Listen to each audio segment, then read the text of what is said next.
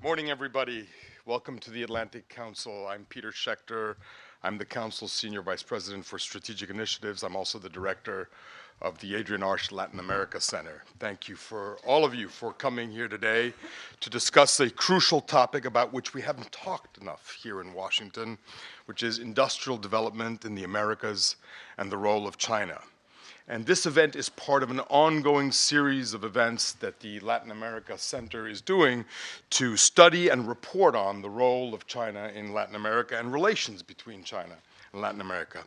So these days, there's no shortage of great changes and important news here in Washington. President-elect Donald Trump has promised a new look at trade, which could bring major changes to global commerce. But his election is not the only major news in the trade space. Next month, the World Trade Organization is poised to reopen the discussion of whether or not countries should treat China as a market economy, a move that could fundamentally change the way the world interacts with China's growing economy. The role of China is, of course, of huge importance. Already, the impact of commerce with China on Latin American and US industries has had profound implications for economic growth in our hemisphere. With China's currency, the renminbi, now convertible as part of the IMF's basket of currencies, and at a time when global trade seems to be diminishing, China will be an increasingly important player. To better analyze these shifts, we're launching in the United States today a report titled Industrial Development in Latin America, What is China's Role? The report's authors are Mexican economist Manuel Molano, who we're fortunate enough to have here with us today, Jorge Guajardo, the former Mexican ambassador to China, and the senior director of McLarty Associates, and Dante Sica, director of the prestigious Argentine consultancy ACEBEB. The report seeks to provide greater clarity about both the quantity and quality of the region's trade with China. And while it is focused on Latin America, the discussion is just as important here in the United States. Two very divergent tendencies have been occurring in the hemisphere over the past 25 years.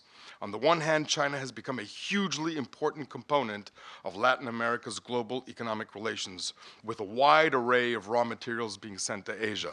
The commodity boom and the rise of raw materials to China significantly contributed to the region's social and economic progress. On the other hand, the facts are unquestionable. Over the past 2 decades, Latin America saw a decrease in exports of complex goods with added value. These industries and the jobs associated with these industries were and are and continue to be negatively affected. Thus, the question at the end of the day is China the reason for the region's industrial slowdown? We will attempt to answer this question today with a whole series of divergent points of views. 2016 marks an inflection point for economic relations between the Americas and China. As I mentioned, as of December, every WTO member country will be faced with the decision of granting China market economy status going forward. We believe that it is crucial that the region understands what this decision means for economic growth, for employment, and for prosperity in the coming years. China's involvement in Latin America is robust and has many positive aspects. If managed properly, the Asian superpower could go from being simply a buyer of raw materials and a seller of diversified products to becoming a key strategic partner for the continent. But this report also warns that the region must be careful not to allow itself to simply become a provider of raw materials, full stop. Last week's election in the United States puts global trade, the role of China, and relations with the hemisphere at the front and center of the national agenda. That's why today's event is so timely. Yes, we planned it that way. Our event today begins with a keynote presentation by Fred Hochberg, the impressive chairman and president of the Export-Import Bank of the United States. In his 7 years of leadership, the Exim Bank supported more than 1.4 million American jobs and financed exports of more than $235 billion. Fred made countless trips to China and has worked tirelessly to create a level playing field for US exporters. I'm very excited to hear what his take is on this topic. And he's very kind to be here with us today, because he has a staff retreat, the first staff retreat since events of last week. And so I really appreciate appreciate, Fred, that you've come.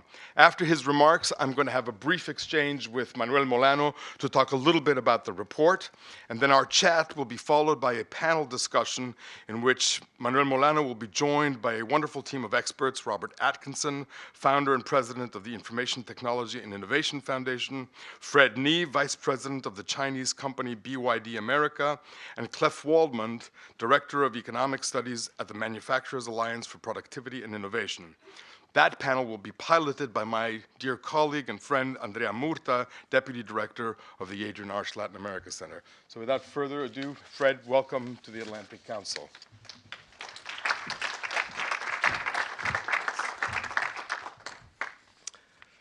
Well, thank you, Peter. Thanks for inviting me, and also thanks to Adrian Arch, a fellow Miamian, well, at least she used to be, for all her endowment and the work for this center. And as Peter said, I hope you have a lot of takeaways today. I already got a takeaway this morning from one of your panelists, Manuel, who said that pollsters are now giving economists a good name and making them look good. So that's my takeaway. I can just go home, and I've already benefited from the day. Let me tell you briefly what we do at the Export-Import Bank. We are America's trade bank, founded in 1934. And in fact, appropriate to today is the very first transaction that the Export-Import Bank did was, in 1934, was a $3.8 million loan to Cuba, where we actually sold them silver that we minted into coins in Philadelphia. That was our very first transaction. We no longer do business with Cuba. We actually are prohibited at the moment, but that was our very first transaction.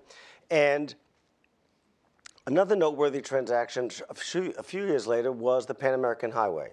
And what the Export-Import Bank did is we financed the equipment and the construction of that highway, creating therefore jobs in the United States in terms of jobs in automobile factories, construction equipment, and at the same time really enhanced and stitched from Seattle, Washington, all the way down to the very southern tip of Latin America, a trade route that really has connected these two continents, the North America and South America, and through Central America since then. So our role is to finance U.S. exports of goods and services when either the commercial markets will not go there based on risk level or term, or additionally, how we level the playing field. And that has a lot to do with what we're going to talk about today with China.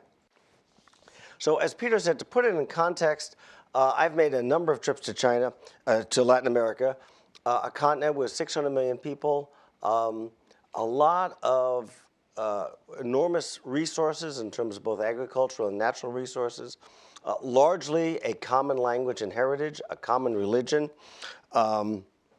So a lot of ingredients for real growth. And yet, I think as Peter has identified, and we have seen that it has been a commodities-based economy for a long, long time and has not moved up the value chain as a number of other countries around the world have done. China, for example, is increasingly moving up the value chain. Many years ago when I was in business, my company, we imported goods from China. I was in the import business in those days. I'm now only in the export business. But toys, consumer goods, kitchenware, textiles. Now China is selling and manufacturing high-speed rail, satellites, rocket launches. They're developing commercial aircraft. They moved very much up the value chain. And as a result of that and their hunger and need for natural resources, they have purchased a lot of raw materials from Latin America, from Africa, from Australia, and that's also further their sort of not just their trade, but also their sense of commercial diplomacy, their influence in the region. And now that commodity prices have come down and come down so dramatically, it becomes all the more urgent to really look at value add and to change the mix of what's going to drive those economies. So in terms of the Export-Import Bank, we have a portfolio of about $16 billion in Latin America. It's about 18 to 20% of our portfolio. Give you just a range, Asia is about 25%. So it's a sizable part of our portfolio. It includes, obviously, a lot of aircraft, but frankly, lower than much of the rest of the world, so it's a more balanced portfolio. Though I would say that based on the geography of Latin America, aircraft is still going to be a very important export from the United States. And we have done a lot of power exports to Latin America, namely wind has been one of our most strongest exports of wind technology to Mexico, Honduras, Costa Rica, Peru, Uruguay, just to name a few countries where we have been exporting wind power. Solar, frankly, in much demand in Latin America, though, frankly, we as a country have most of the solar power today frankly comes out of China. So that is an area that China is very dominant, an area that we are not as, frankly, as competitive in a number of ways. We have a number of companies, but not nearly of the depth and breadth that China offers. So one thing is clear, there's certainly going to be a large battle for export sales in Latin America. It is in the backyard of the United States and also very obviously attractive to China. One of the other areas that I was just out in California, actually with Matt Bevins in my office, and we visited a number of companies in Los Angeles, San Jose, Silicon Valley, up to Seattle and San Francisco. And battery technology is something that I think that from my most recent visit, we have great expertise. It is coming on rapidly, and I think that that is an area that we will see some more U.S. dominance in export markets. So, as I mentioned in Latin America, just to give it on the power side, certainly gas-fired power, wind, battery technology, probably a little less so in solar. I visited most recently Colombia and Argentina just in September. Both countries are making really meaningful reforms, a lot of movement in infrastructure, a lot of movement in power. In fact, I would say as a result of President Macri's reforms and the reforms that have gone forward in Argentina, Exim Bank, for the first time in 15 years, opened across the board. So we're now doing transactions in both the public sector and the private sector. Generally, initially up to 7 years, but we can do longer depending on the projects. And we have no lending cap whatsoever in that market. So we were very excited to be reopening in Argentina after a very, very long period of time. I think as Peter mentioned, what we will be able to provide in Latin America, and we do in the rest of the world, is very much the tools of manufacturing. So in terms of, if you think about how Latin America moves up the value chain, the two essential ingredients, one is power, and the second is logistical expertise. I was recently as I mentioned, in Bogota, and the comment there still is, it is longer for goods to get from Cartagena to Bogota than it is to get from Shanghai to Cartagena. So that infrastructure investment, going back to the 1940s with the Pan American Highway, the infrastructure investment that we can finance, I think becomes very critical for success in Latin America. Which brings me just to a closing point, and that is, I have just completed over 7.5 years at Exim Bank. Last month, I became the longest-serving chairman in the bank's history. And what I have seen in that period of time is there is going to be, particularly now, a larger and larger battle in exports. And the reason I say that is, if we look, and this is certainly true in Latin America, and it's certainly true in our country, more and more countries are saddled with either too much debt or a perception of too much debt. So fiscal stimulus, raising debt to kickstart economies is increasingly difficult. Secondly, and we all know this, monetary policy, it's very hard to take interest rates much below zero or negative. So monetary policy in many ways has run out of gas. So we are seeing more and more countries looking at exports to drive growth, and you're looking at banks such as the Export-Import Bank to help fuel that growth. In fact, Argentina is opening an Export-Import Bank. We survey this every year. Currently, there are about 85 and counting. And increasingly, they're being used to really bolster countries' exports expertise. They're being used more as a sales tool than in the past, as with the Export-Import Bank. We were really used as a remedy when we needed to level the playing field or fill in a financing gap, such as during the financial crisis, 2008 through 10 or 11. So I think we're seeing more and more use of exports and export credit agencies to fuel that growth. The reason I have optimism about Latin America and optimism, frankly, about competing with China there is that what we're looking to sell and to finance in Latin America is the tools of production, the power, renewable power, logistics in terms of rail, freight rail, air transportation, ports, telecommunications, the kind of things that will help fuel that economy to move forward. That's our interest in in the trade agenda with Latin America. It's not so much about purchasing extractive industry commodities to build products here. It's really to create the tools that Latin America needs in order to really begin to move up that value chain and increase the standard of living for people there. So I just want to thank Peter for letting me provide a few introductory comments and a little perspective on the Export-Import Bank. As Peter mentioned, today is the first time our team is getting together since the election, and so we need to review where we are and what we need to do to prepare for President-elect Trump and the new team coming in. So thank you for giving me a few minutes this morning, and I know I would love to stay for the rest of the day if I could, but thank you very much.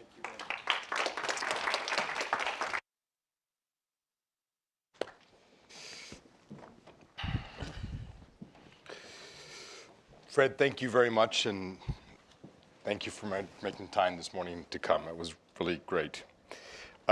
Manuel is the Deputy Director of the Mexican Institute for Competitiveness. He is not only a co-author of the report we're launching today, but an influential thinker in Latin America. Manuel has extensive experience in both the private sector and in government. I will mention just a few of his other positions in the past. He served as an independent board member of HR Ratings, a Mexican securities agency, and was recently appointed an independent board member of one of the subsidiaries of the Mexican electricity utility, CFE. Manuel, thank you for coming to Washington and for joining us today. Before I ask you to talk a little bit specifically about the report, I'm going to ask you two questions all at once. One is, tell me about why discussing China and its role in Latin America and its future relations with Latin America is an important thing to do in general, and then tell me a little bit about the conclusions of the report within that context. Sure, Peter. Latin America has a complex relationship with China. When you see countries such as Brazil, who is a big provider of raw materials, you see countries such as Peru, who is both a source of raw materials and an export destination for China. And you see countries like Mexico that see China much more as a competitor for the high value-added chains in the US market. You can see that the point of view can be very divergent. Of course, China, when it started to trade internationally in the beginning of a former decade, had a huge footprint in the world economy, and everybody in Latin America is concerned on what the effects of any kind of movement in China's macroeconomic environment, in China's policies towards subsidization could have in these roles, either if you are a raw material provider or if you are a competitor. So tell us a little bit now, within that context, about the report's conclusions. Well, what we did, Dante Sica, as you know, was the former trade secretary of Argentina. He knows extensively both the Brazilian and the Argentinian economy. I collaborated on the Mexican economy. We've seen that Latin America has had a process of deindustrialization in many sectors. Of course, this has happened differently in the different regions. You can see Mexico growing in the high value-added chains such as automotive or aerospace or even rail cars and electronics, sophisticated sectors. Those are growing, but in many other sectors, Mexico has been eroding its industrial base, such as Argentina and Brazil have. A lot of these erosion is self-inflicted. A lot of these situation with Mexican, Brazilian, Argentinian industry has happened because of our own policies. We haven't been able to produce competitively, especially for the low value added markets, things that are commodities that need sheer efficiencies in production. But some of these effects could have happened because of China. So we did a general equilibrium assessment and look at sector by sector how the Chinese subsidization of things like steel or flat glass or petrochemicals could have an influence in the region. And we found that industrial GDP in most of the region's countries would be, in some cases, slightly larger, in many cases, a lot larger if China wouldn't be doing this subsidization of these strategic sectors. What we find is that China is a region where relative prices don't matter so much in the decision on how to get into a sector. It's basically a state decision. The state decides being in industries like steel or glass because that is a complex chain that can take them places that can make Chinese industry grow. So they make the strategic decision to go into these sectors and follow through. The problem with this is that in trade theory, when you have a supplier of a raw material which is more competitive than you, it makes sense to buy that raw material from that competitor and then produce yourself, add value, and trade internationally. The problem with that is that if the competitiveness of your supplier is based on subsidization, at some point the Chinese treasury will run out of resources. They won't be able to subsidize these things. And many of these industries that we started to get into will probably not be as competitive as we are now because these Chinese subsidies won't be in place. So this creates a huge distortion in terms of what countries can produce and cannot. I think that China should, at some point in time, be a market economy, but given its current state-owned enterprises system, its huge bureaucratic influx into entrepreneurial decisions, company decisions, I don't think that any country in the world would be very intelligent if we conceded these market status to the Chinese economy. Well, I'll get to that in a second because I presume there will be a number of Latin American countries that will accede to China being a market economy and finding that. But are there differences? You studied 3 countries principally, and so are there differences between those 3 countries in how China is affecting industrial production? Of course. And why? A country like Brazil, for instance, is a very closed economy. It's a very large economy. Very big countries can substitute international trade with domestic trade because they are regions unto themselves. Argentina has been disconnected from international trade flows over the last decade probably, and they are also very far away from most trade circles, but still they have good things. I mean, I think that if Argentina with a better policy management could also become a global competitor in many manufacturing industries. The Mexican case is quite different. We've been able to grow on these high value-added chains, and at the same time we've been lagging on the low value-added chains. So just imagine you are a peasant, you are in agricultural production in one of the most backward states in Mexico. you probably would need to start working in an intermediate industry so your children could hope to be in the high value-added chains. This is not happening, and the reason why this is not happening is that because China has covered the whole space for these low value-added chains. That also makes Mexico vulnerable in terms of new trade negotiations. We should be expecting to see some of those over the next few years. Why? Because we are a relatively small country that's producing high value added, and that makes us vulnerable against a country that is so large in population, is such a military, diplomatic power, and that has so many low value added products that are probably staples or probably part of the basic consumption of the poorest homes here in the US and elsewhere in the world. Let's go back to the market status. What implications does this decision have for Latin American countries?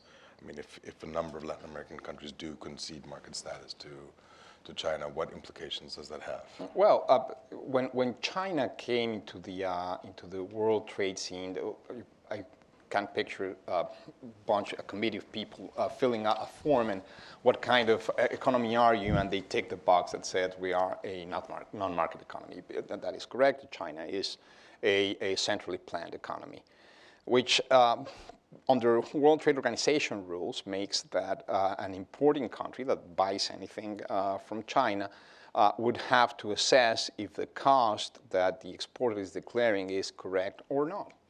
And what the WTO rules allow you to do now is compare to a country that is in a similar stage of economic development and look at the cost of that country. And if the non-market economy exporter's cost is way below that, you can set compensation tariffs in order to even out things. In many industries, there is no country comparable to China. That's also something that's really important to note. We haven't seen anything like the Chinese phenomenon in the world. I don't think that their costs are comparable, but we do need China to stop subsidizing some of this industry so we can actually assess the true cost. If the low Chinese cost comes from real efficiencies in production, then I guess we all should be buying our goods from China. If the low Chinese cost is produced by extreme subsidization from the central government, then we shouldn't. We would do very badly to build the foundations of our Latin American industries or German or American industries for that case on the slippery soil of Chinese subsidization. What I think is that at some point in time, China will start dismantling these subsidies, and I think that the pressure from the international community will be very important in order for China to behave more like a market economy. I guess that it's a behavior reward kind of thing. If we see signs that China is acting more like a market economy, of course, market status should be conceded. But I think that probably a decade will have to go by before we see that. The renminbi price is also something that allows these subsidization effects to be magnified. Jorge Guajardo, one of my co-authors, also spoke in the paper extensively on his experience in China, and what he basically said is that the provincial governments have much more say into what is produced and what's not than the central government, and they are very much interested in keeping the jobs and keeping the economic activity going. So even if the central Chinese government asks for less production of steel because there's overcapacity, the provincial governments won't answer to these calls. Right.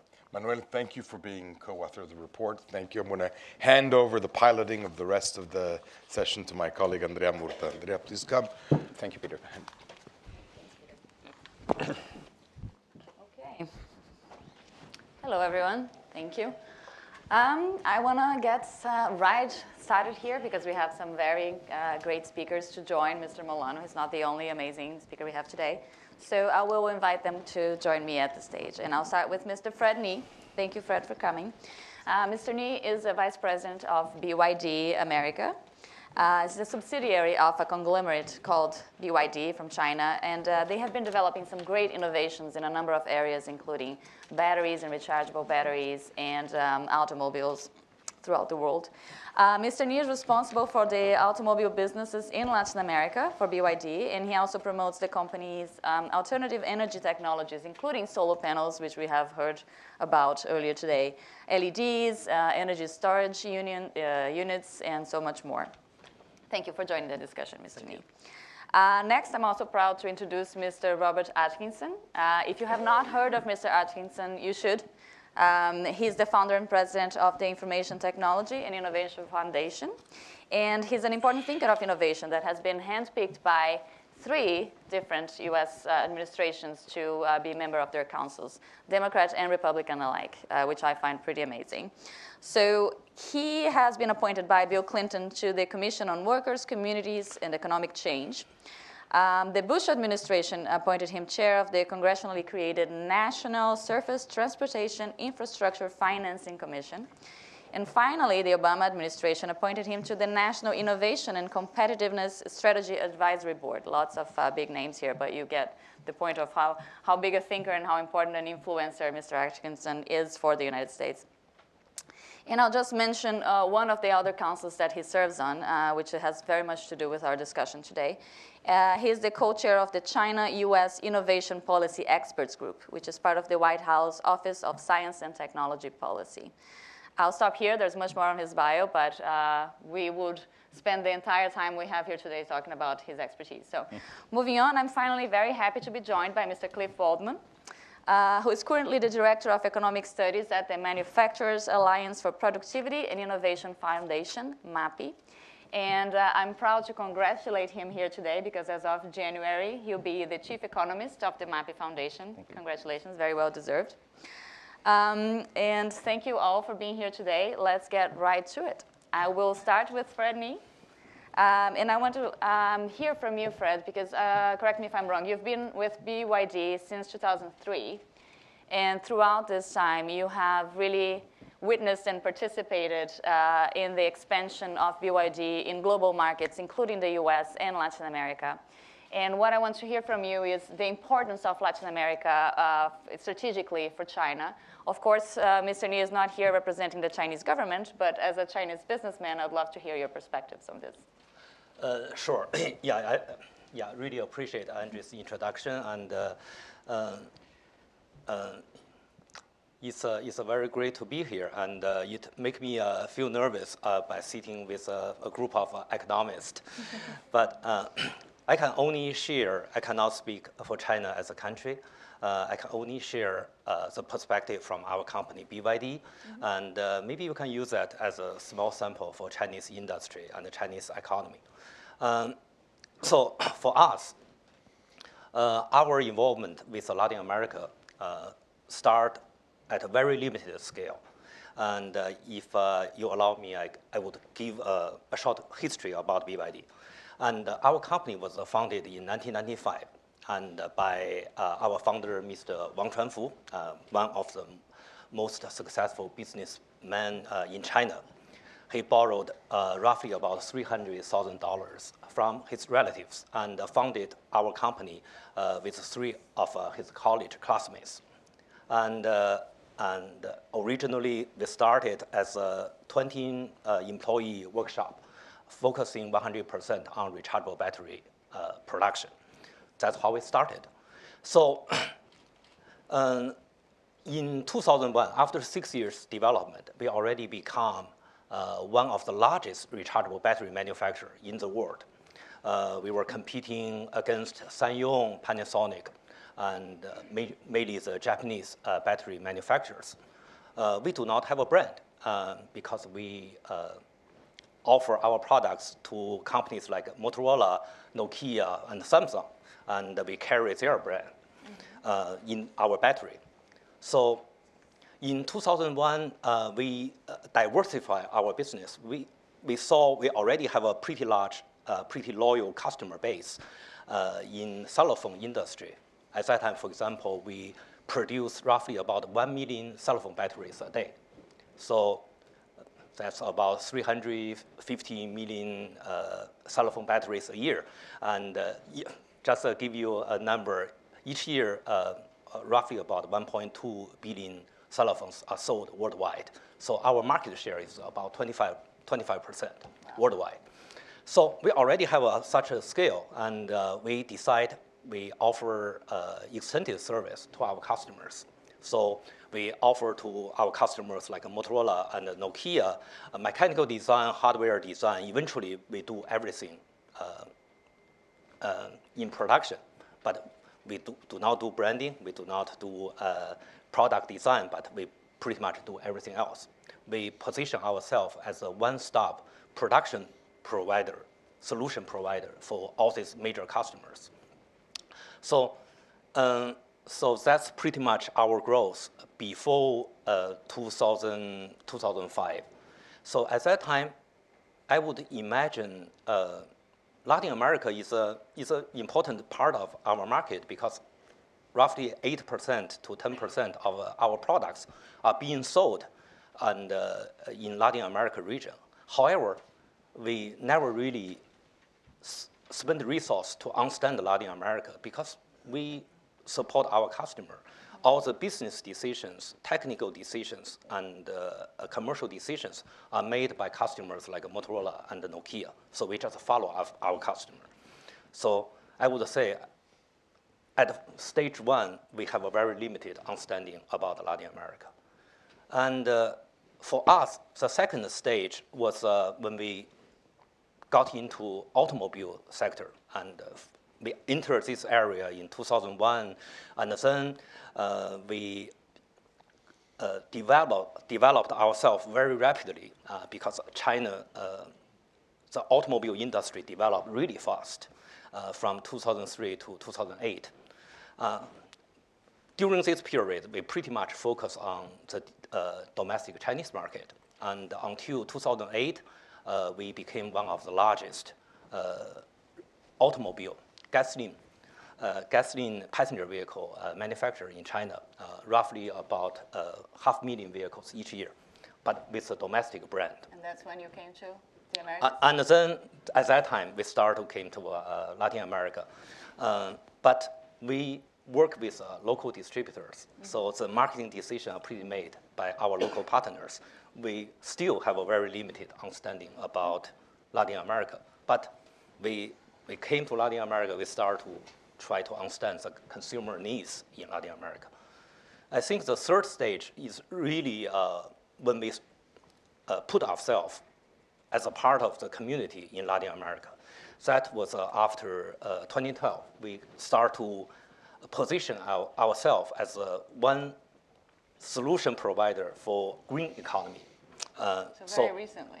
Yeah, I think it's in the past of 4 or 5 years. At this stage, we are selling 3 major types of products. Solar panel, because we are one of the largest solar panel manufacturers. And second is energy storage system. Energy storage system also came from our large battery production capacity. We provide energy storage system so that you can store all the renewable energy power generated through wind farm or solar farm so that you can use it in the evening or whenever you need. And we are the largest manufacturer in this area. And the third one is our electric vehicle business, electric car, electric buses.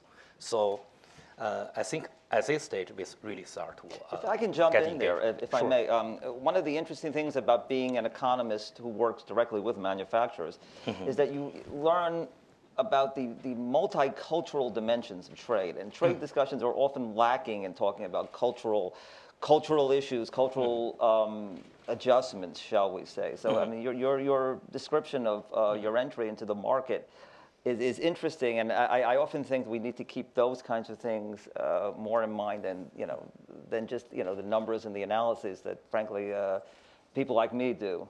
It's an important dimension to the problem. One of the things that our program of China and Latin America tries to understand is that cultural, it's not a divide, it's that cultural joining of very different perspectives on trade, on manufacturing, and how the differences in understanding those processes work between China and Latin America. Of course, both regions, I think, have still a lot to learn about each other, and that's going to be part of their progress going forward if they want to be strategic partners here. Thank you, Mr. Ni. Thank you. Mr. Atkinson, I want to bring you to this discussion because I know you studied as well how a lot of Latin American countries work with their productivity and their industries in Brazil, in Colombia, in Peru. How do you see their evolution in their industries vis-a-vis this relationship with China in the past few years?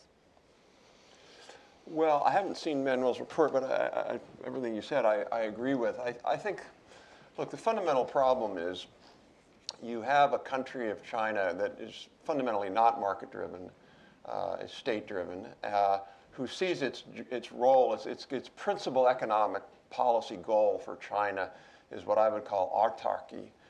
They're trying to be good at everything. And they really, it's really, I think, an important distinction because it's really different than almost every other country in the world that recognizes some sort of Ricardian, division of labor. We're going to be good in solar panels, but we're going to import machine tools. I don't think the Chinese government really looks at it that way. For example, they're running a very large high technology surplus. And one of their major goals now in their new plan is to eliminate all semiconductor imports. Why would you want to do that? You're already running a massive trade surplus in computers and servers and the like, and they want to make it even bigger. And how are they doing that? They're doing it by essentially a commitment by the national government, the state council, and the provincial governments of $160 billion. So think about that. $160 billion of government subsidies to one industry designed principally to become globally dominant in the semiconductor industry. So what I worry about with all of this is that it doesn't really leave space for what would be seen as perhaps Latin Americans' natural comparative advantage or the kinds of competitive advantage that Latin America would want to evolve into, because the Chinese sort of distortions of the global marketplace are so large. And I think at the end of the day, that really is the fundamental challenge here that the globe faces, is China just doesn't think of itself in the same way that other countries think of themselves. And until that happens, and by the way, to be clear, I've been on this U.S.-China Innovation Experts Group, and so I understand why China wants to move up the value curve. I get that. I understand why they want to grow there, and I get that, and I support that. But I think that the way they're doing it ends up leading to big distortions. And it hurts both the U.S., but I think fundamentally it hurts Latin America more, because Latin America is much more in the space of really being a kind of a peer competitor to China in terms of labor costs, standards of living, and the kinds of production that they would both get into. And I just think China sort of forced that all out and really made Latin America sort of this choice of essentially putting them into a natural resources trap, which really, at the end of the day, why would you want to be a natural resource provider? It's just a dead end. It leads to a Dutch disease, and it doesn't get you anywhere other than some jobs in the short run. So clearly we have a lot to evolve on both ends of this spectrum here in order to have a more productive relationship. But Manuel, going back to something that we discussed before, we have seen in recent years kind of a declining trend, or at least neutral trend in Latin America in their investment in research and development, which is very worrisome for a region that wants to be more going up the value chain. Do you think that this closer relationship with China would help or would hurt in increasing research and development in Latin America? I think that we need to learn from China in terms of R&D. Of course, the model of R&D of a country such as Denmark or a European country or even the US is quite different. What you see here in the advanced economies of the world is a private sector that is investing much more than governments into producing innovation. Why? Because you have a very good market for patents and a very good market for innovations. The Chinese model is quite different. In China, what you get is the state being a partner of innovation and being the venture capitalist of innovation, because there's not a good patent market or good utility model market to keep these innovations going. I think that the courts in the US or in China or in Latin America would decide very differently on a patents issue, for instance. So either countries like Mexico or Argentina pick the American more market-based model, or pick the Chinese more state-based model in order to produce these innovations. But we definitely need to be doing more innovations. Again, I think that when you look in time at more market-driven and rule of law-driven patents models and innovation models, you would find that they are much more resilient.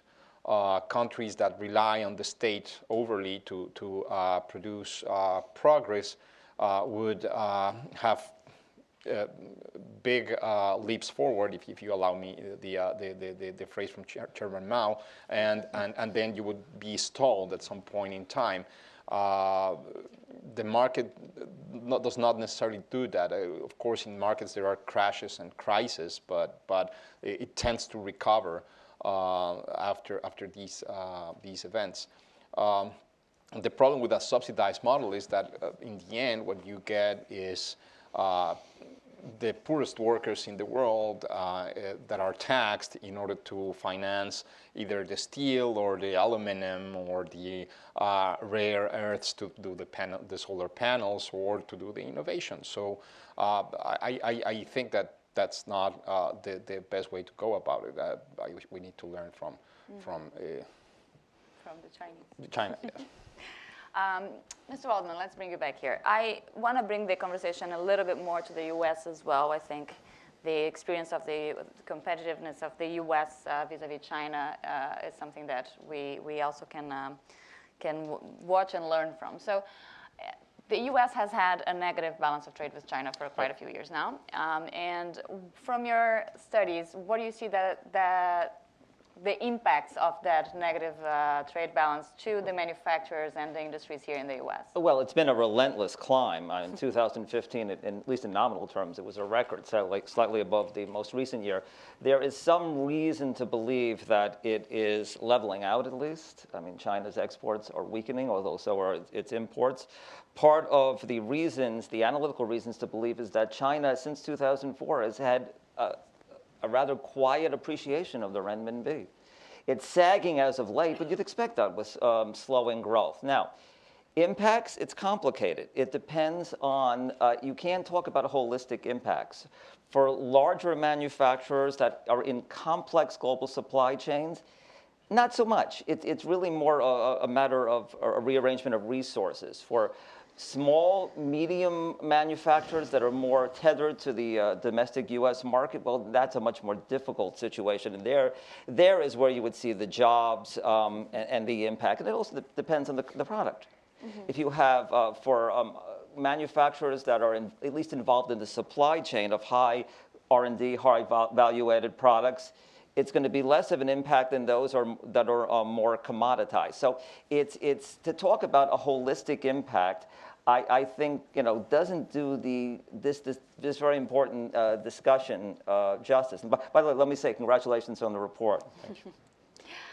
Mr. Hutchins. So Cliff, I think we do need to talk about the holistic impact. I agree that there are differential impacts by industry, but I don't think the impacts have been solely or even predominantly on the low end. I think they've been on the high end, including things that we aren't producing and aren't exporting to China because of that. So it's a little bit like the dog that didn't bark. I think when you look at the evidence of the effect of Chinese increased trade surplus with the U.S. in manufacturing from 2000 to now, I think if you're careful and you do the work with an open mind, which frankly Most of the people on this space do not. And you do, Cliff. Nephi does. Claire, you've done great work on this. But if you look at David Otter's work, for example, at MIT, he's talking 30 to 40 to 50% of the lost jobs in the U.S. We lost a third of our manufacturing jobs in the 2000s. That's never, ever happened in the U.S. before, that rate of change. We didn't lose that many in the Great Depression. We lost a third of our manufacturing jobs. And the conventional narrative in Washington by most of the trade establishment was at most 4 to 5 to 6% of those were lost due to trade, and the rest was due to productivity. And that's just simply false. The reason it's false is if you look at overall real value-added growth in manufacturing in that period of time, over 100% of it was in one sector, which is called NAICS 334, which is electronics and computers. And that was not because we were making more computers. That was because of hedonic pricing of the value of the computer. So we weren't making more computers in the US. We were just valuing the computer as a lot more valuable because of Moore's law. So 18 of the manufacturing sectors that account for more than 90% of the jobs actually lost output while the GDP was growing 15% over that period. And that is attributable, a lot of that to China. We've argued it's around 50%. David Otter's argued that. EPI's argued that. So I don't think we should gloss that over. And I think the real issue there is not so much, I'm actually not, I worry that we're going to fixate on the trade balance, and at some point China will just say, okay, fine, we'll balance trade. What do we care? It's not, I think the trade balance fight is an important fight, but it's sort of last year's fight. The new fight is not so much about trade balance, but about who's got competitive advantage in high value-added sectors. I think that's the next big battle. The Chinese government is engaged in a serious effort, what they call their indigenous innovation strategy, started in 2006 with their medium and long-term plan on science and technology, to really begin to dominate the kinds of sectors that the United States has really been, the leader and a leader in. And I think that's the emerging challenge. I think if they do that, that's going to negatively affect Latin America. I mean, one of the things I really think President-elect Trump, I hope he doesn't do, because I think the best thing we could do for our economy is have really much tighter links with Mexico, and build, have that really amazing network. We could have a huge network, as Trump would say, a huge network. Amazing. It would be amazing with Mexico. But I'm quite serious. I think that's the way to go forward on this. I mean, the idea that we're going to bring back, commodity assembly production to the U.S., that's not going to happen. But we could put it in Mexico, or Mexico could get it. And then the links between the Mexican-U.S. trade balance is pretty much on balance. We would benefit, you would benefit. So I really hope we don't go down this other path that sort of gets us into autarky. Let me second that. I cannot emphasize how much I agree with Rob on the fact that a partnership with Mexico would be a source of tremendous collaborative value between the United States. Mexico is climbing up its development. Its auto industry is very powerful. We've seen the benefits of certain types of relationships in the past, and I absolutely hope that the policy is one of collaboration, not of separation. Rob, I agree with you. I don't want to come off as being an apologizer for China. That's not. But the one thing I just want to suggest is, while we were having this long-standing debate about China, and China needs to play by the rules, they need to live in this world, manufacturers have been changing the geometry of global trade. With ever sophisticated, while we're talking about countries, they're building these remarkable, ever sophisticated supply chains. When I give global reports, global outlook presentations, I often say, gee, I have country data, I wish I had supply chain data.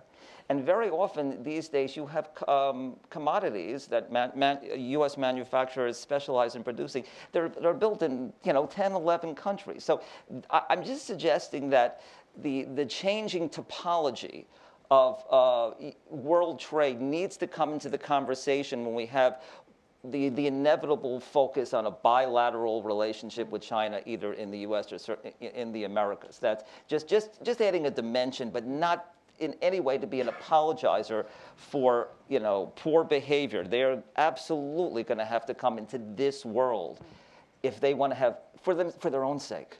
Let me jump in on that one. I want to interject here. And Mr. Nee, I'm going to give you an opportunity to respond to all of this in a second. And this conversation is making me hot, so excuse me. We've been talking a little bit now about things that were set up in this election campaign, which was a very unique one. We said a lot of things here about jobs, which was one of the main words that were spoken during this election cycle.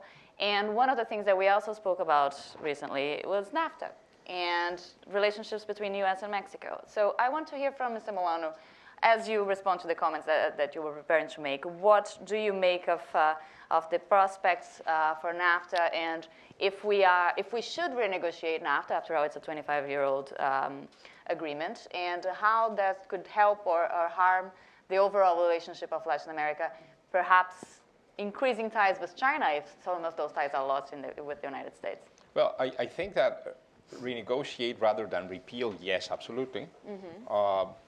But I wouldn't open the core treaty. I think that the core treaty has worked fine for the three countries. Probably we need to look at the side agreements and think some of the concerns that have arisen over the last 25 years, if they can be addressed through these side agreements. For instance, the US and Canada, when NAFTA was enacted, had some provisions about local, state, and province governance, which Mexico was not a part of. And I think Mexico should be a part of those agreements. I think that we need, and going back to the previous comments, which I agree with, we need signs from China that things are really changing before market status is granted by WTO economies. And two signs could be very useful: a float of the renminbi and freedom of investment in China. Because, like you said, these global complex networks, I also wish I had supply chain data. I mean, when you look at a cell phone, an Apple cell phone, what you would find is that, yes, it was manufactured in China, but a lot of the design came from the US, and probably a lot of the value-added services came from the Latin American region in the way of producing the services that Apple consumes in order to have Palo Alto campus working properly. So I think that in that way, countries such as the US and Mexico have been very open to foreign trade, to foreign investment. Right. And probably we need also that sign from the US. Maybe we should float the dollar too. I think that the more rhetoric we get and the more crazy signs we have of not so profitable negotiations of treaties or canceling treaties and that kind of thing would make a freely traded currency like the Mexican peso slump further, which will make a bigger incentive to put factories down there and not elsewhere in the world. So I think that, of course, you've heard a lot about my country, and we have some serious security issues and some serious governance issues that we are trying to tackle and we are trying to work on. But there's something that we've become over the last 25 years, and it's free traders, and it has paid off. So if it paid off for a tiny country like Mexico, it could pay off for a larger country such as the US or a large country like China. Right? Well, Mr. Ni, I think it's time we hear a little bit from you. We've heard many different opinions here today, and as you know, there's a lot of complaints, if I may say, from local industries about what Chinese presence or Chinese exports do to them. And I wanted to hear from BYD. How do they manage to make sure that local industries are equally benefited from the investments and from the innovations that they bring to the region? From our perspective, well, first of all, probably I use the example in Brazil. In Brazil, we already set up a local factory to assemble our electric buses. We work with local partners, Marco Polo, Kyle, and you know Very them probably. big companies in Yeah, Brazil, yes. yeah. They are local body manufacturers. They are very powerful, technically sophisticated. We work together to develop our electric bus based on the conditions in Brazil. For example, one of our first project with Marco Polo was to design electric school bus for students in the high school.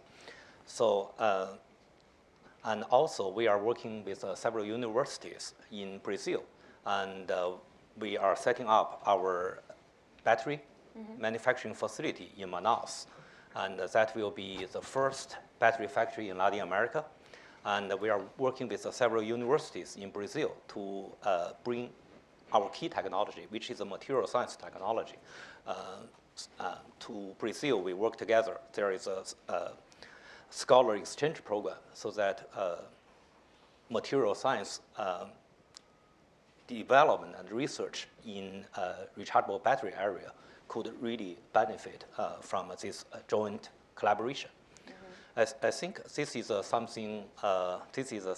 We are working in the case of Brazil.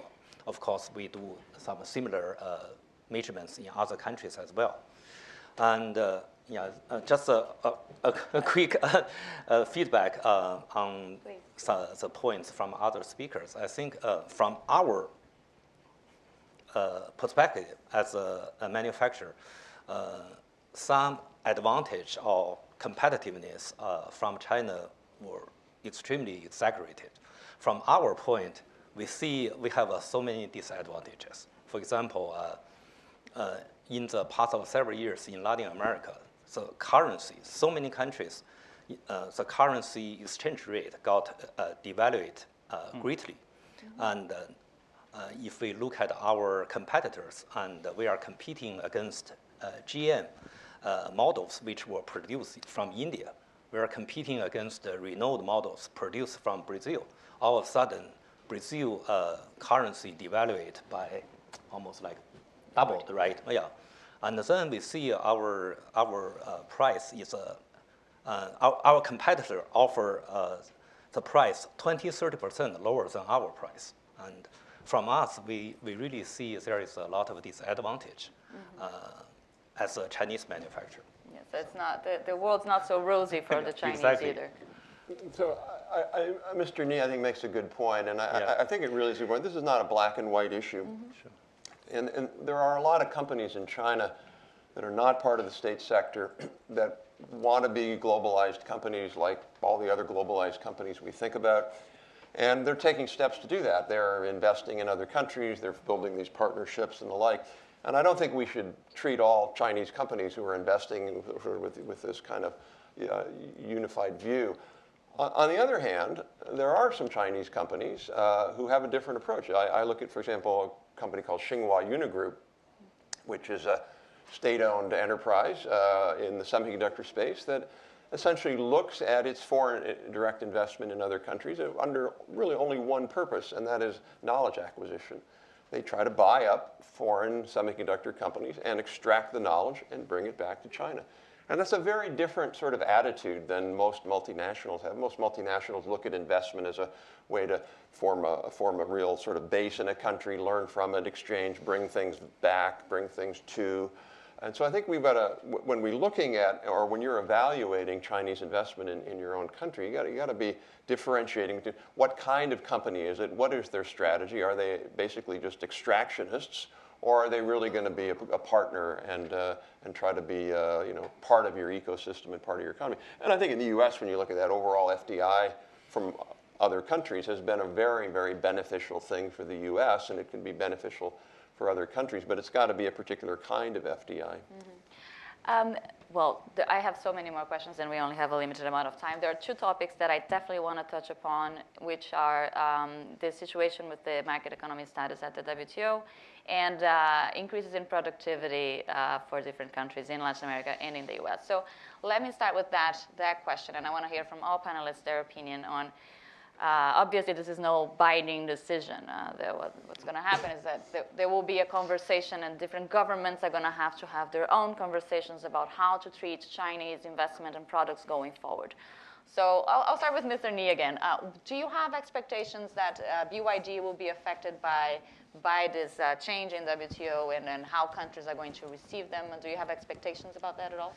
I think it's a positive, but the scale of the impact will be insignificant to us. The reason was, if we look at Latin America is a pretty diverse region. Country could be quite different from one to the other. And like countries like Chile and Peru, they already have a pretty free trading agreement with China.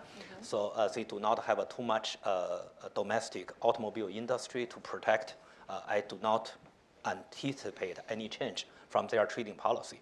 And I think the major impact will come from three major economies in the region, Mexico, Brazil, and Argentina. But if you look at these three economies, they already have a pretty high entry barrier. If for manufacturers, if you are not doing domestic, local production, that is why so far for BYD we haven't sold significant number of passenger vehicles in all three countries, because we pretty much realize unless we do local production, we cannot really be a significant player in all these three countries. So that's our strategy, and we already start doing local production in Brazil, and we are doing feasibility study in Argentina and Mexico to set up a local manufacturing facility. And I think that strategy won't change from our side. Mr. Molano, you had some, in the report had some very interesting points and very concrete suggestions for countries to handle this change in potential change in status at the WTO. Could you summarize for us how you expect this to go by in Mexico? And Brazil and Argentina, if the audience doesn't know, local industries have been very vocal in trying to get their governments to not consider China a market economy, at least not right away, or to wait a little bit, or to treat it on a case-by-case basis, because that changes how they can apply some tools, some protectionist tools for their own industries going forward. So, Mr. Molano, from you. Let me react a little bit on Mr. Ni's comment. I think that the Mexican case is slightly different, because we do bring in manufactured goods from countries we have FTAs with, and which is a very large group. And we haven't even approached China about an FTA, and it has to do with the same logic as in the non-market economy decision. We cannot correctly assess the Chinese cost, and therefore we won't be trading with them anytime soon unless things seriously change on how Chinese companies do their costing and how the Chinese government does the subsidization. I think that even so, China is a very interesting market for any Latin American country, and we need to be watching closely what's going on in China. At some point in time, the capacity of the central government to control it all will erode as the Chinese economy becomes complex, and at that time we will see good things happening in China. We don't think it is the time yet. Of course, Latin American economies need to work in their own productivity agendas. In the Mexican case, what we've seen is a decreasing productivity of investment, a decreasing productivity of capital. We haven't been able to take savings from the homes and FDI and put it into the most productive endeavors possible in the economy. And that allows for another 2-hour chat, but I would think that these competitiveness measures in economies like Brazil, Argentina, or Mexico are of the utmost importance. We need to work on that agenda. But you still haven't answered the question that concretely as you have in the report. Do you think that they should grant market economy right away? No, of course not. No. Mr. Atkinson? A couple of thoughts, just both to the last 2 points. I do think in some ways a little bit of this is sort of the pot calling the kettle black. Criticize China for some of the practices they're engaged in, like forced localization for market access, and yet Brazil is a leading practitioner of that strategy. If you want to sell in Brazil, they oftentimes force you to produce there. So I think Argentina is similar, Mexico's not. Latin America really at one level has to sort of clean up its own act if it wants to have the ability to be, I think, a voice against what you could call this innovation mercantilism from China. The second point, I also think we shouldn't overestimate all of this. I think the most central thing for Latin America is really productivity, the domestic productivity. That's really what they're lagging behind in some ways because the governments, frankly, just don't want that.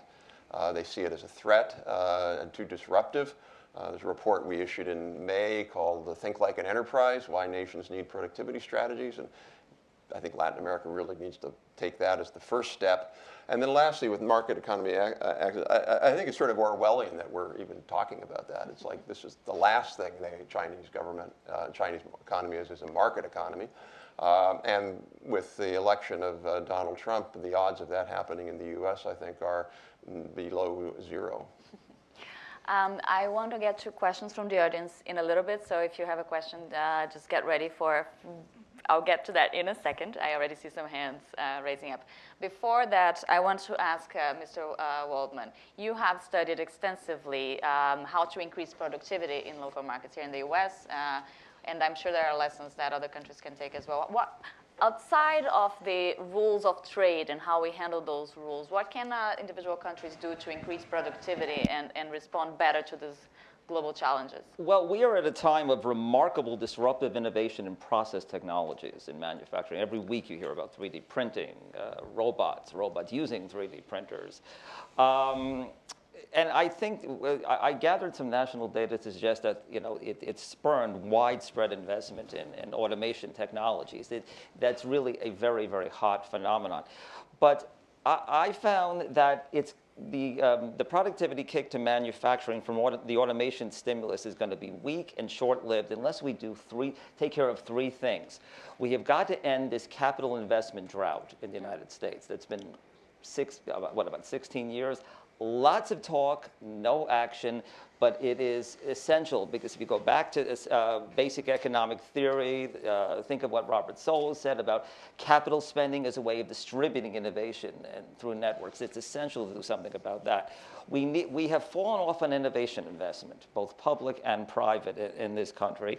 And I did some statistical analysis using growing BLS data sets on specific manufacturing industries, not just manufacturing as a whole. It's a wonderful data set and it produced some interesting results. We need capital investment, we need innovation investment.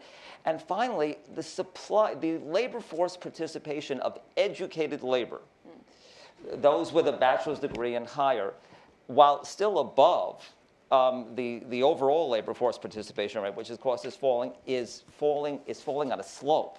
Really? It's almost a ski slope. So, I mean, all these things collectively need to be dealt with. And I'm comfortable in extending those results to Latin America. I think they're general enough, I think they're power enough to suggest that, yes, take advantage of this time of disruptive technology, but productivity, the one message I keep giving people, productivity is complicated.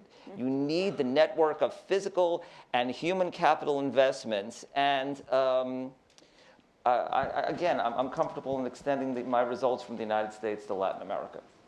Okay, let's have questions from the audience. The gentleman in the back there. The microphone is coming to you. Great.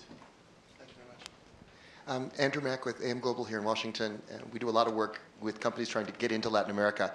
So I'm interested, the elephant in the room obviously is the election. And the election was to a meaningful extent around the future of our economy and employment. So historically, we have talked a lot about Latin America being a partner of the United States. In the election, Latin American jobs were cast to some meaningful extent as a competitor for manufacturing jobs in the United States. So I'm curious, where do you see employment? There's going to be a huge push to try to emphasize employment in the United States Where do you see this going? How do you see it comparing, working or influencing the relationship with Latin America? Is there a win-win, and is that win-win transferable also to the relationship with China? Thank you. Well, I think that we are more complementary than competitors. Well, in fact, we're not a threat. When you look at the share of Latin America in world's GDP, it's basically remained flat for a number of decades. We are part of your backyard. We are a strategic location for the world, for the U.S. World geopolitics. I think that developing the countries south of your border should be a strategic priority for the U.S. You don't want failed states south of Texas. You don't want states where things are not occurring. You don't want more people coming or flooding the U.S. You would probably get into some infrastructure bottlenecks. You would probably not be able to serve so many citizens. I think that people should move freely, but both Mexico and the U.S. and probably other Latin American countries, maybe we should look at the Canadian policy for that kind of immigration. I already got into immigration, which is a touchy subject, and I guess that people see it as a whole, trade and immigration together, creating a huge problem. But trade could also be a remedy for immigration. I think that the American Republican establishment hasn't quite clearly seen it, but also Mexico could be doing more on the immigration camp. We should be receiving more people from Central America and the Caribbean and even people from other places in the world. We do need the talent. I wish we had English-speaking people and software programmers, and there's no viable mechanism to put them in the country. I mean, we could be taxing some of the time of these individuals. We could have them teach English or teach software programming for 1 day a week for the first 3 years that they stay in Mexico, and we'd be doing a better job of supporting the hemisphere's economy. But you need to think of a single number. When Mexico exports $1 to the US or the rest of the world, we use 40 cents of American inputs, whereas China uses only 25 cents. China is far away, it's in a different region. So we need to think about it. And we are more akin, we are more compatible with democracy, liberties, the values that the American society stands for. So I guess that the issue is that many American, German companies are over-invested in China. We need them not to look east or west. I mean, it depends which way you're going, but looking south. Would you like to add? Yeah, I mean, I fully agree with that. I think that given kind of the politics of all, I think that the best case scenario is that they're much tighter. By the way, not my value judgment, I'm saying sort of politically. The best case scenario is that there are a lot tighter limits on illegal immigration from south, but that they don't then take that into the trade world. I couldn't agree more that we're complements. I think if we really focused on this, and by the way, the other component of that is we really need less rest of Latin America to sort of follow the Mexican lead there. I mean, I think Chile's done a good job, Colombia's done a good job, but Brazil, problematic, Argentina sort of getting better. They need to kind of get on the same boat if there's going to be this much tighter north-south integration. So I think there could be a real win-win. I don't think there's a win-win scenario with the U.S. and China for a long, long time, just because I don't think the Chinese government wants to change its policies. I saw the gentleman here in front. The microphone's coming. Hu Tao from WWF. Nice meeting you, Andrea. Yeah. I have a question to the China's market status issue, to Manuel, to our panelists, and to myself. because I have been puzzled the question for a long time.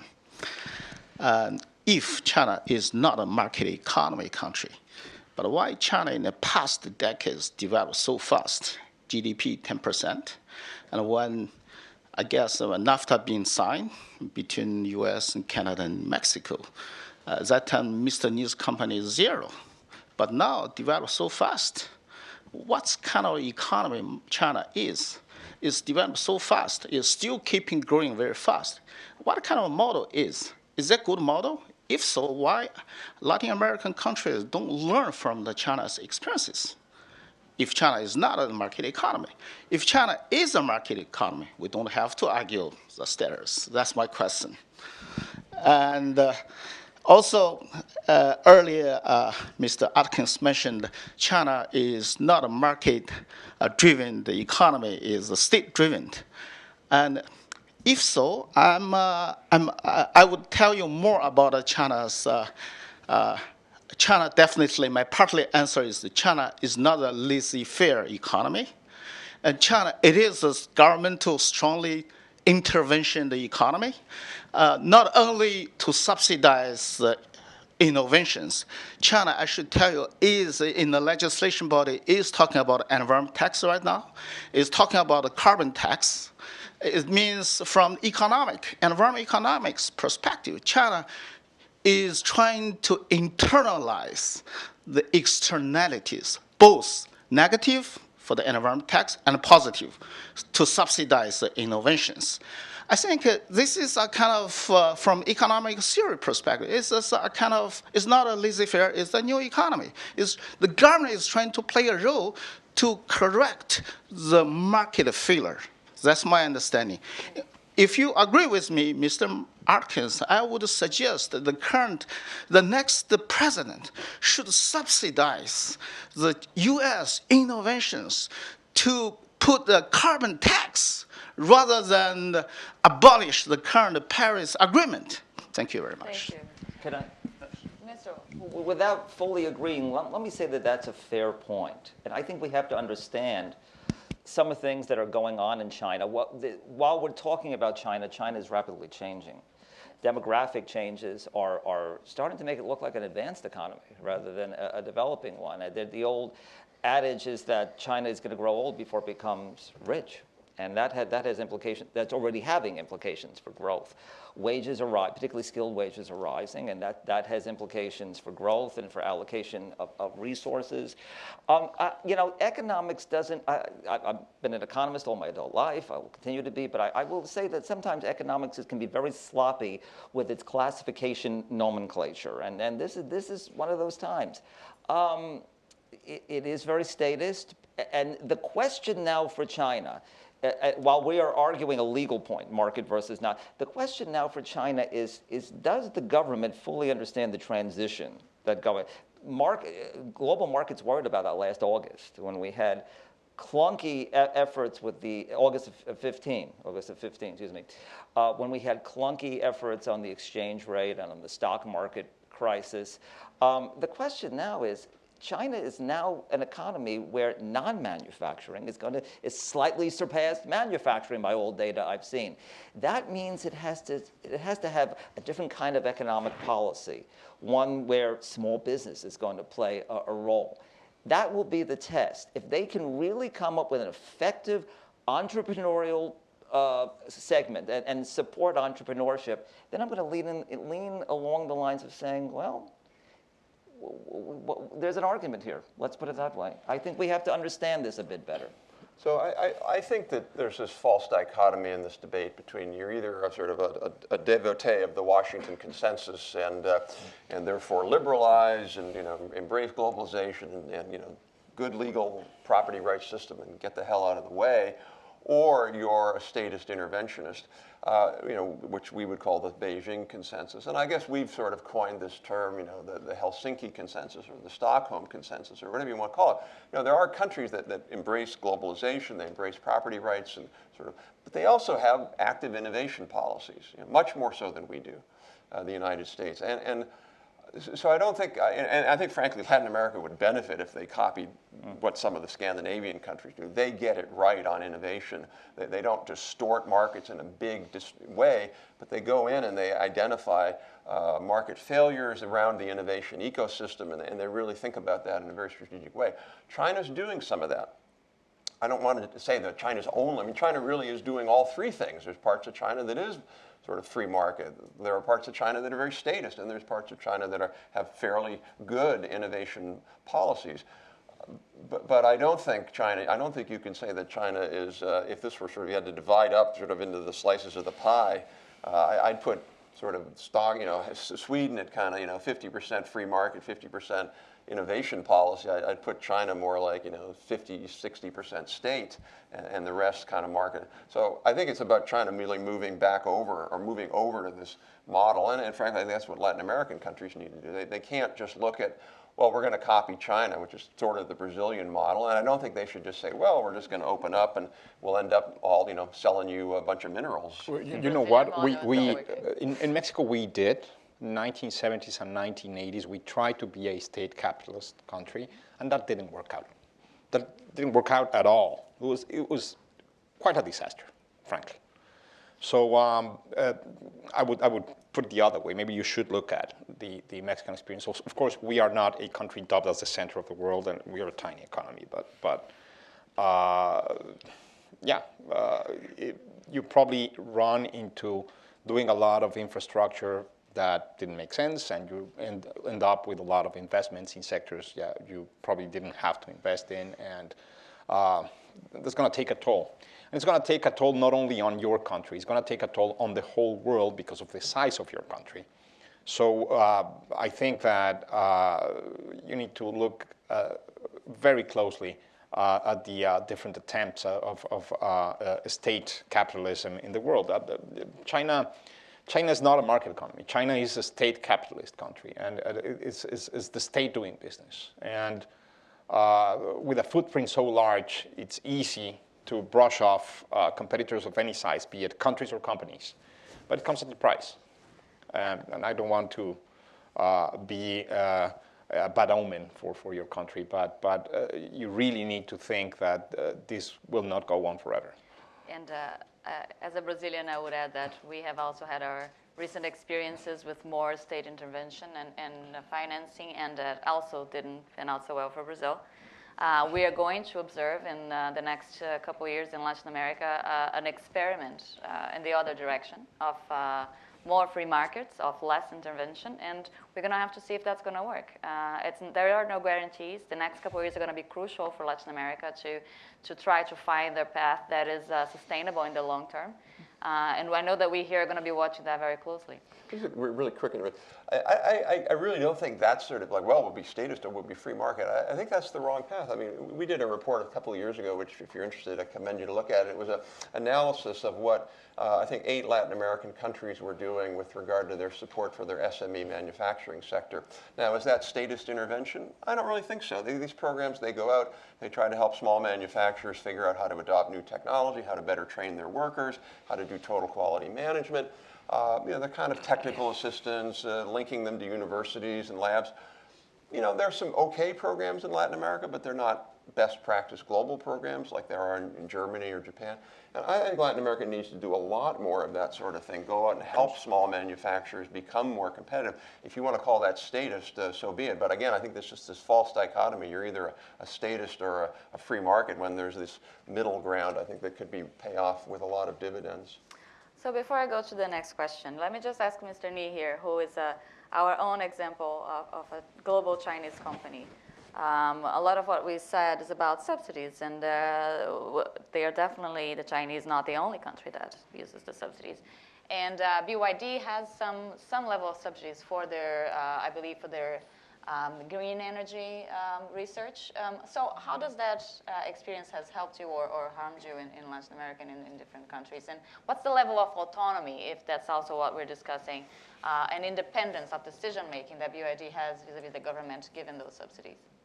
It's for us, we are, I mentioned part of our history. We came from a private background, and started with 20 people, and today we have 200,000 employees worldwide. I think this year we have roughly about $18 billion in sales, and we anticipate we are going to become one of the Fortune 500 next year. But during this period, we never received any investment directly from government. Our stock was pretty much owned by private investors and BYD management team, and also mutual fund investors. For example, Mr. Warren Buffett owned 10% of BYD stock. He's one of our major investors. So we believe we may make decisions independently for commercial reasons. Second, regarding the subsidy, there are many countries offer subsidy to electric vehicle and solar panel, and that's the same. Yeah, that's the same. Yeah, for example, we sold, just recently we sold 50 electric buses to City of London. And so in that particular case, our customer received some level of subsidy from city government of London. We sold roughly about 200 electric buses in Los Angeles County.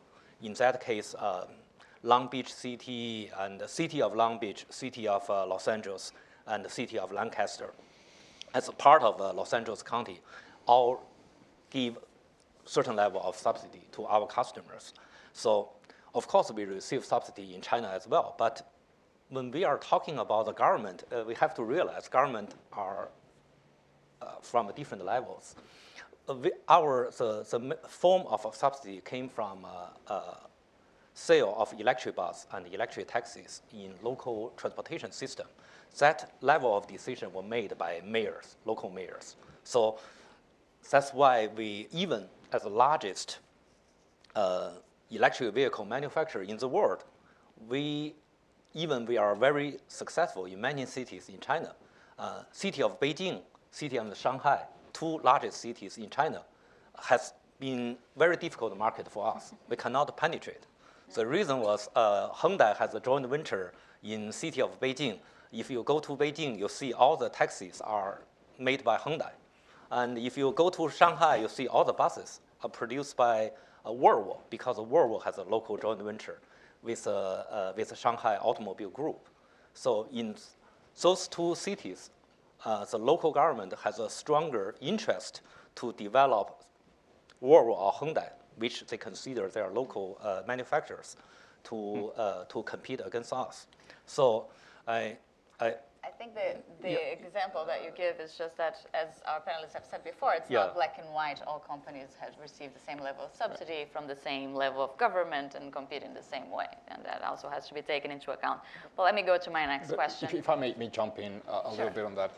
In the paper that we produced, we used a very well-known model here in the US, which is called GTAP, General Trade Analysis Project, and it has the input-output matrices for 136 countries. One of them is China, of course. And when you see the level of subsidization, it's not like nothing you've seen in the world. I mean, and the vehicles to produce this subsidization are many, from the links of the state-owned enterprises with the government, which have a direct line to the treasury, to direct subsidization. So I would encourage everyone to look at the report. Of course, the kind of subsidies that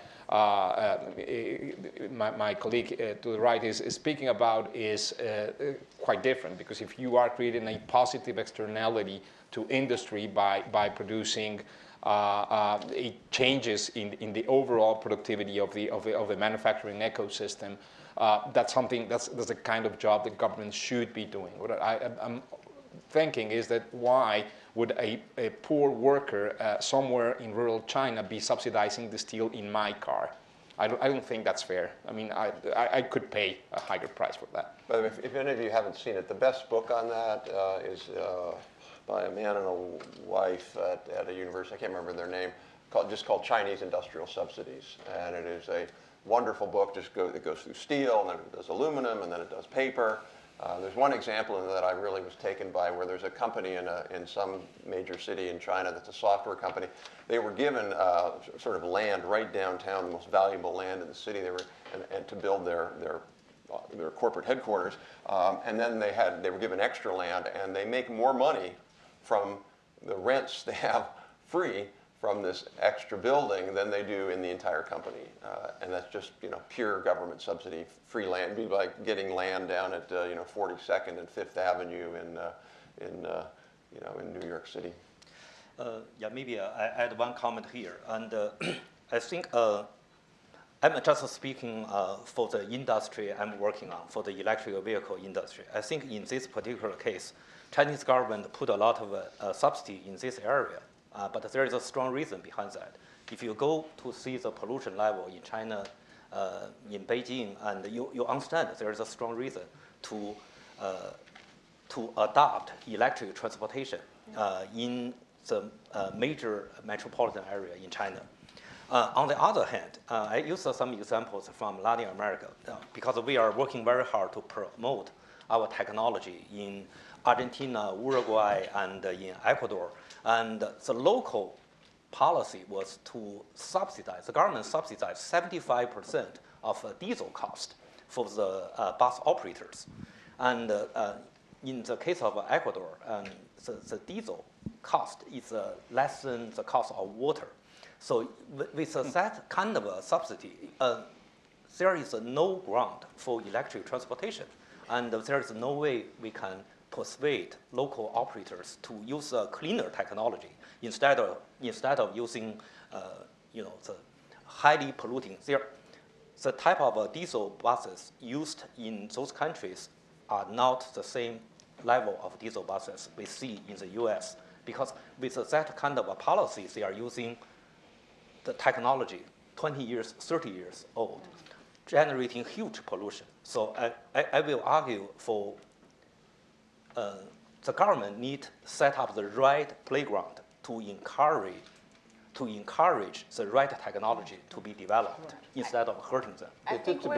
Real quick, just to be fair, yeah. Most other countries, they subsidize the consumption. They don't subsidize the production. They think that, rightly so, that electric vehicles are an important component of their environmental policy. They subsidize consumption, and they leave who it's from to the market. That's not what China's done. Secondly, when you look at the Chinese electric vehicle policy, one of the things they did over there was they said to GM, who has pretty advanced electronic technology, control technologies for their electric cars through the Volt, they said to them, if you want to have your car eligible for these subsidies, you have to transfer your core electronics technology to the Chinese competitor. Okay, that has nothing to do with environment. That has everything to do with using that subsidy policy as a weapon for tech transfer. And that's the kind of thing I think that people are frustrated with and upset about. I'll stop there because I'm sure we could use just that argument to continue the conversation for another 2 hours, and we only have maybe a few minutes more. So let me get a couple final questions, and we'll hand over to our speakers to make their final comments. So who still had a question? I still saw hands over there. Gentlemen in the back. I'll try. You guys almost started to answer it with these last comments. I feel that China, whether it's a market state or whatever, it's all about the sectoral level, because you're going to get huge variation at the sectoral level in terms of how competitive it is and whether it's being subsidized and whatnot. So if you take the state sector out of there, okay, so let's ignore all the major state sectors where we obviously know that there's a lot of subsidization. Areas like you mentioned, light industries and things like that are, much more labor intensive.